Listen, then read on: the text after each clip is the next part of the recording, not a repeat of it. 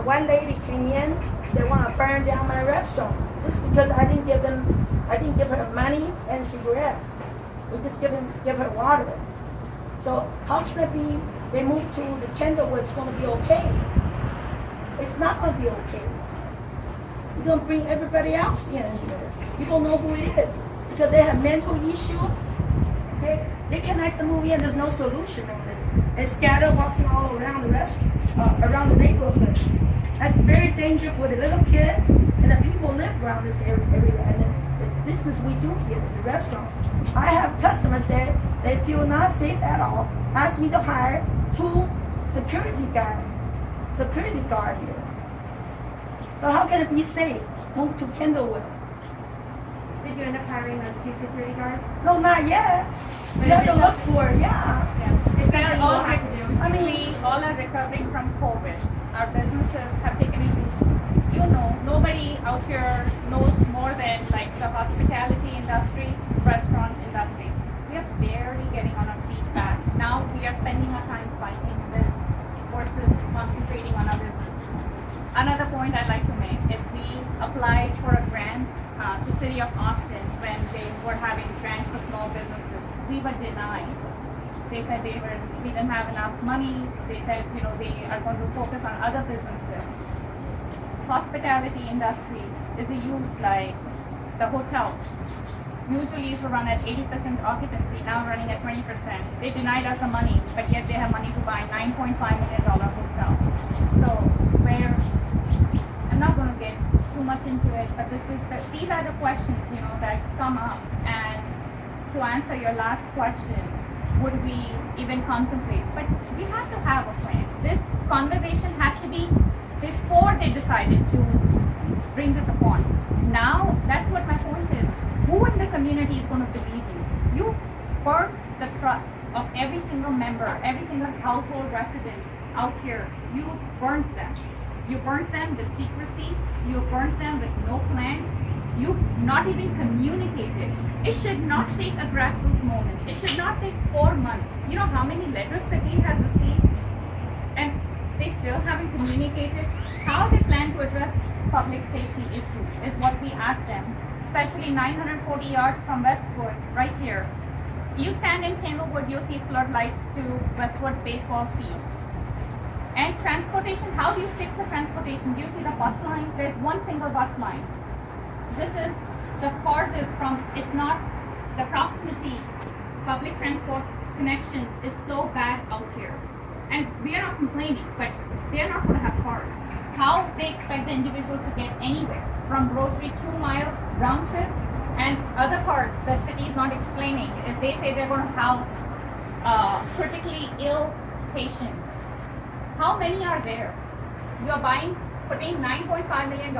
You're spending $2 more million to remodel the property. $2.176 million is the operating cost to run this facility. You're helping how many? 50?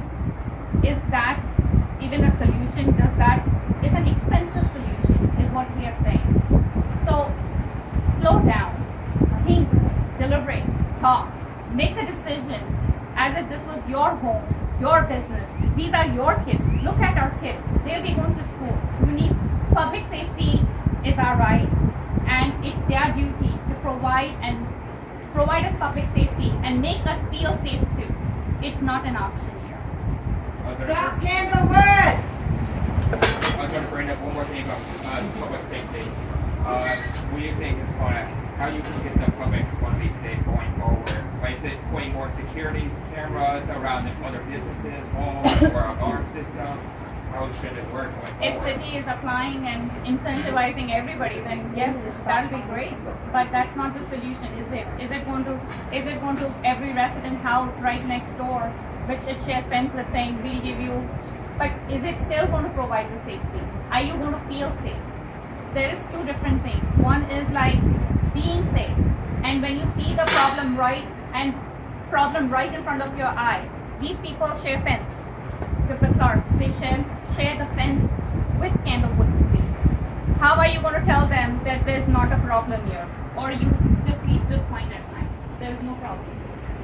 Our experiences show speak something very, very different. Our experiences speak, there are needles, there are people defecating in the yard.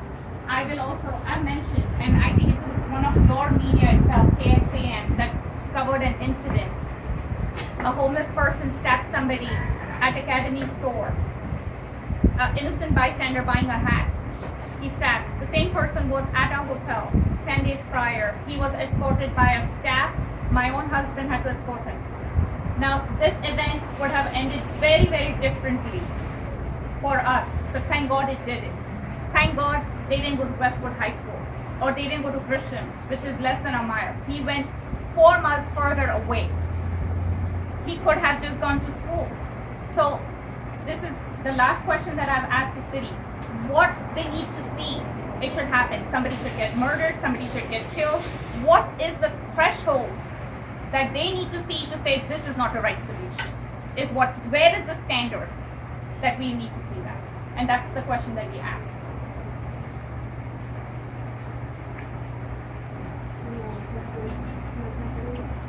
You want to record this? You are here.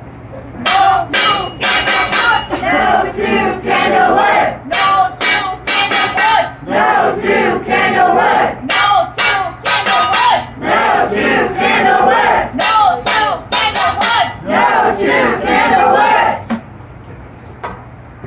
And I'm going to ask if any of you guys have a question.